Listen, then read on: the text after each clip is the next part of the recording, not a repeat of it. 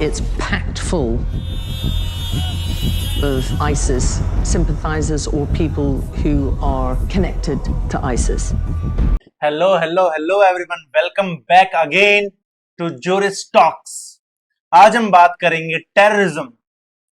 और जब आप ये वीडियो देख रहे होंगे तब obviously we are in the middle of nearby war with the Pakistan, which the heinous crime they have done, and they are again breaching the ceasefire violation with us, and there is huge condolences for all the martyrs of our country.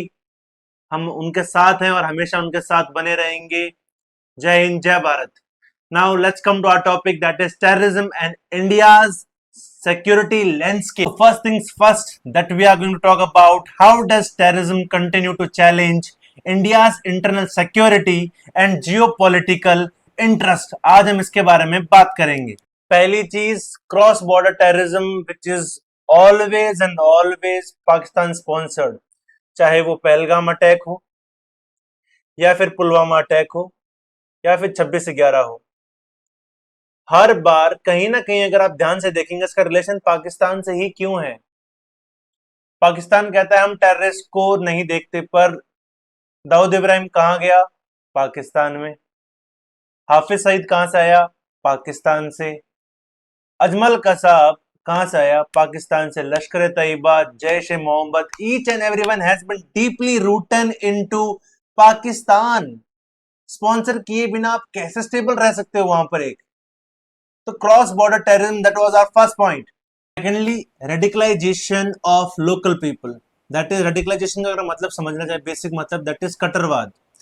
अब लोगों को इस तरीके से manipulate किया गया terrorist group के द्वारा कि वहां के लोकल पीपल ही गवर्नमेंट को सपोर्ट नहीं कर रही, they are completely against the government who are ruling them, जो कहीं ना कहीं उन्हीं के फायदे के लिए सोच रही है। पर उनका ब्रेन वॉश इस तरीके से हो चुका है कि they are completely focusing what the terrorist group are saying to them, कि ये हमारी भलाई के लिए सोच रहे होंगे। अरे जिनको खुद का अपना अस्तित्व का नहीं पता तो वो क्या करेंगे आपके लिए। और स्पेसिफिकली ये आजकल चीजें ऑनलाइन बहुत ज्यादा फैल रही, जैसे टेलीग्राम ग्रुप बना लेना, इन सब चीजों पर ज्यादा बहुत सारी चीजें इन्फ्लुएंस की गई हैं, इससे बहुत ज्यादा इन्फ्लुएंसेशन और बढ़ गया है। Next one is cyber terrorism. आजकल साइबर टेररिज्म में क्या कर रहे हैं कि ऑनलाइन रिक्रूटमेंट हो रहा है।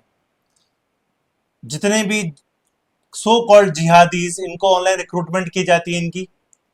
Each and everything is to be handled online, चाहे वो अटैक लॉन्च करना हो, चाहे इनका रिक्रूटमेंट हो, या फिर किसी भी चीज का इंफ्रास्ट्रक्चर पर अगर अटैक भी करना हो। And even India is the second most targeted nation in case of cyber attacks. सबसे ज्यादा अगर सेकेंडली के साइबर अटैक होते हैं तो वो कंट्री है India. Next thing is Naxalism.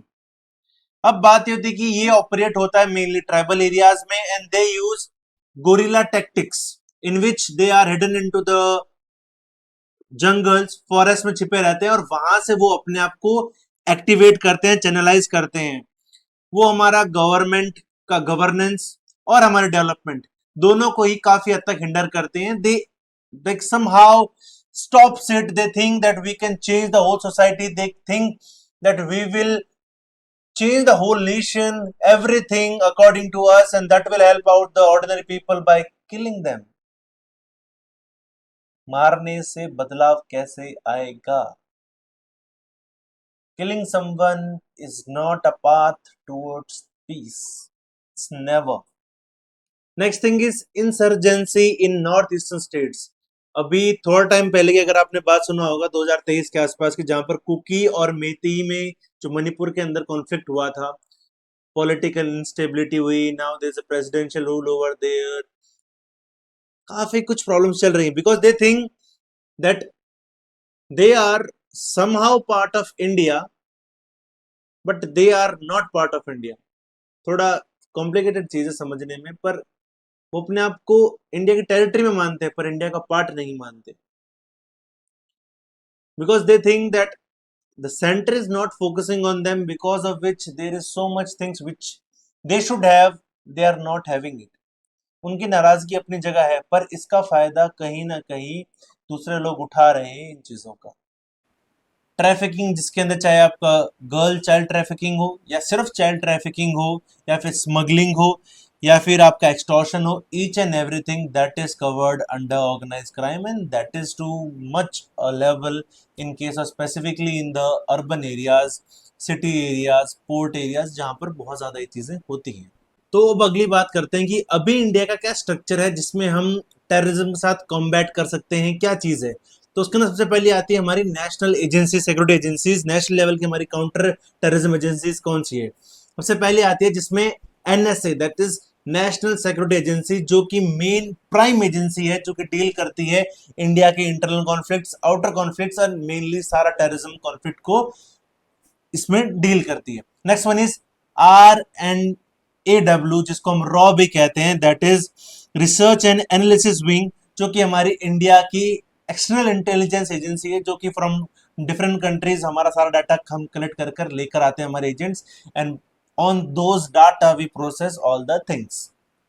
Next one is legislative framework, क्या लॉज है हमारे पास, किस तरीके से काम करते हैं। सबसे पहले आता है UAPA act 1967, unlawful activities prevention act, जहां पर जितने भी टेररिस्ट क्राइम हुए हैं, जो भी क्राइम हुए हैं, उनको प्रोसिक्यूट कैसे किया जाएगा, each and everything is written in that act. Secondly national security act, that is NSA act 1980, ये मेनली एक प्रिवेंशन डिटेंशन लॉ है, यानी कि क्राइम हो सकता है, हमें शक है उसके ऊपर, we are having proper evidence that that person can do such kind of crime, so we are preventing to happen that crime, कि क्राइम होने से पहले उसको प्रिवेंट कर दें, उसको हम रोक दें और उनके बिना फॉर्मल चार्जेस को हम उनको डिटेन कर सकें, सो दैट हम ऐसी सिचुएशन से बच सकें।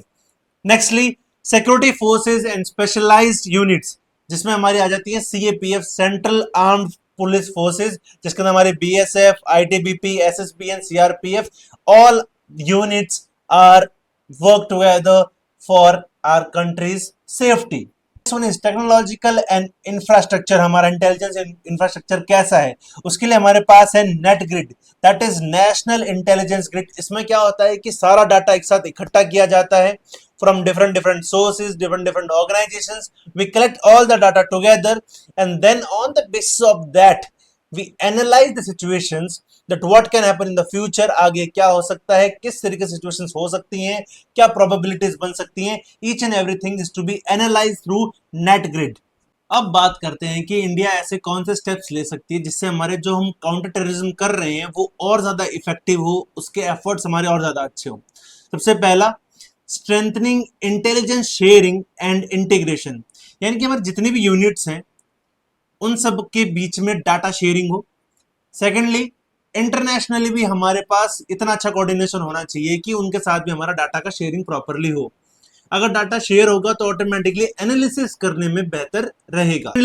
Implementation of advance surveillance and AI driven monitor system, यानी कि फेस रिकॉग्निशन सिस्टम रखिए आप। हम GPS रख सकते हैं, पर GPS वो ड्राइव, अगर वो डिस्क, कोई भी इंस्ट्रूमेंट जो जिसमें GPS है वो कहीं और रखा है, तो लोकेशन उस डिवाइस के देगा, नॉट दैट ऑफ पर्सन के अगर हमें चाहिए तो we should have a proper system in which we recognise the face of that person.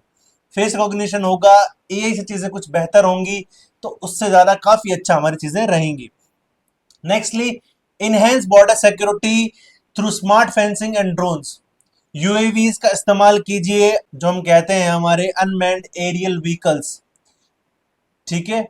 Unmanned aerial vehicles का इस्तेमाल करने से, बॉर्डर के ऊपर ड्रोन्स का इस्तेमाल करने से, we will have the proper check out from a better point of view कि कहां पर कौन क्या एक्टिविटी कर रहा है, जिससे हमारी बॉर्डर की जो हमारी प्रॉपर वॉच आउट है वो भी बेहतर रहेगा और चीजें भी और ज्यादा अच्छी होने के चांसेस हैं। Secondly, community engagement and counter radicalisation programmes, यानी कि लोगों के बीच में ट्रस्ट की भावनाएं बनाए, सो दैट वो टेररिस्ट ग्रुप से ज्यादा हमारे ऊपर ट्रस्ट करें, वो ट्रस्ट करें कि हम उनके फेवर के लिए, उनके बेहतर भविष्य के लिए हम काम करना चाहते हैं, इस तरीके से अपने साथ में और ज्यादा कंट्रोल करें।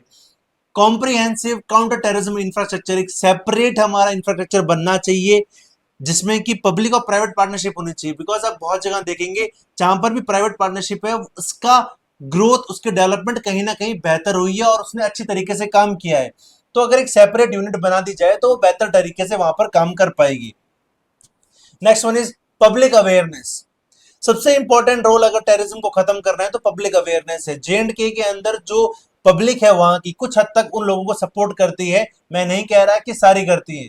जो लोग नेगेटिवली इन्फ्लुएंस्ड है वो लोग सपोर्ट करते हैं पाकिस्तान को, but maximum the person are supporting India. पर वो जो मिनिमम पर्सन है जो सपोर्ट कर रहे हैं पाकिस्तान को, कहीं ना कहीं उनके सपोर्ट की वजह से उनका हौसला अफजाई होता है, they get influenced, they get the confidence that yes, now we can do each and everything because we have the support from their own country।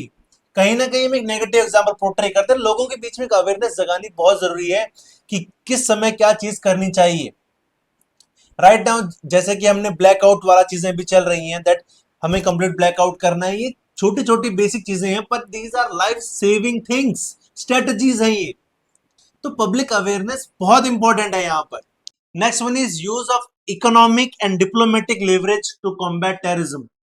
जैसे कि इंडिया ने इंडस वाटर टेरिटरी का अबियंस कर दिया कि हम उसको फॉलो नहीं करेंगे। India have just close all the dams, all the water which is going to the Pakistan. Economically hit किया हमने उनको, और diplomatically with the external pressure of different countries from the different organizations of the world, we can create a pressure on such kind of countries who are promoting somehow or who are supporting terrorism in their own country or letting it spread in some different countries। That is how we can curb them। So but हमारा एक ultimate aim होना चाहिए जो कि है हमारा peace and unity and harmony. So जय हो भारत माता की, and we will keep fighting with the terrorism without letting our country down, without letting ourselves down। We are always united for our country। जय माता की, जय हिंद। Thank you everyone.